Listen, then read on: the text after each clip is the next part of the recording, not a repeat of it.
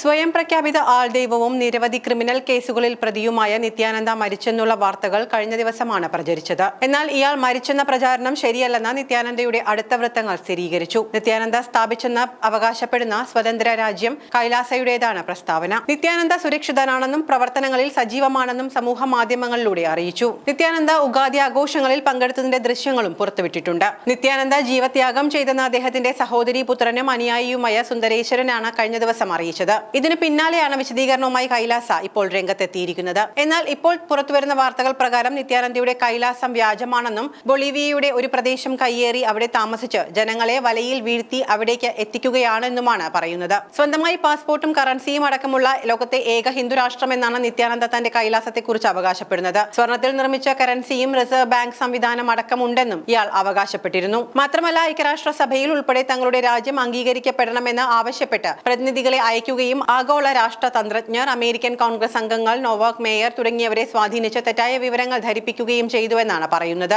ഭക്തരെന്ന് അവകാശപ്പെടുന്നവർക്ക് പുനർജന്മം പ്രവചിച്ച് അവരുടെ സമ്പത്ത് തട്ടിയെടുത്തതായും റിപ്പോർട്ടുകളുണ്ട്. ബൊളീവിയൻ രഹസ്യാന്വേഷണ വിഭാഗത്തിന് ലഭിച്ച വിവരത്തിന്റെ അടിസ്ഥാനത്തിൽ ഇയാളുടെ അനുയായികളായ 20 പേരെ അറസ്റ്റ് ചെയ്തതോടെയാണ് തട്ടിപ്പിന്റെ വിവരം പുറത്തായത്. ആമസോൺ മേഖല കേന്ദ്രീകരിച്ച് വൻ ഭൂപ്രദേശം തട്ടിയെടുത്തതായി മേഖലയിലെ ഒരു പ്രാദേശിക ഭരണകൂടവുമായി 1000 വർഷത്തെ കരാർ ഉണ്ടാക്കുന്നതിനിടെയായിരുന്നു ഇവരെ ബൊളീവിയൻ പോലീസ് അറസ്റ്റ് ചെയ്തത്. തുടർന്ന് ഇവരെ സ്വന്തം രാജ്യത്തേക്ക് നാടുകടത്തിയതായും പറയുന്നു. ഇന്ത്യ, അമേരിക്ക, സ്വീഡൻ, ചൈന എന്നിവിടങ്ങളിൽ നിന്നുള്ളവരാണ് അറസ്റ്റിലായവരിൽ ഭൂരിഭാഗവും. ബൊളീവിയയുടെ അയൽ രാജ്യമായി പ്രഖ്യാപിച്ചുകൊണ്ടുള്ള പ്രവർത്തനങ്ങളാണ് ഇയാൾ നടത്തിയിരുന്നത്. എന്നാൽ യുണൈറ്റഡ് നേഷൻസ് ഓഫ് കൈലാസ എന്ന നിത്യാനന്ദയുടെ രാജ്യവുമായി തങ്ങൾക്ക് യാതൊരു ബന്ധവുമില്ലെന്ന് ബൊളീവിയൻ വിദേശകാര്യ മന്ത്രാലയം അറിയിച്ചു. തമിഴ്നാട്ടിലെ തിരുവണ്ണാമലയിലാണ് നിത്യാനന്ദ ജനിച്ചത്. പിന്നീട് ആത്മീയതയിലൂടെ പ്രശസ്തിയിലേക്ക് ഉയരുകയായിരുന്നു. തനിക്ക് ദിവ്യമായ കഴിവുകൾ ഉണ്ടെന്ന് അവകാശപ്പെട്ടുകൊണ്ടാണ് അദ്ദേഹം വലിയ തോതിൽ ഭക്തരെ ആകർഷിച്ചിരുന്നത്. ഇന്ത്യയിലും വിദേശത്തുമായി ഇദ്ദേഹത്തിന് ഒന്നിലധികം ആശ്രമങ്ങളുണ്ട്. 2010 സിനിമാ നടിക്കൊപ്പമുള്ള നിത്യാനന്ദയുടെ അശ്ലീല വീഡിയോ പുറത്തു വന്നിരുന്നു. പിന്നാലെ വിവാദങ്ങളിൽ നിറഞ്ഞ നിത്യാനന്ദ 2019 ഇന്ത്യ വിട്ടു.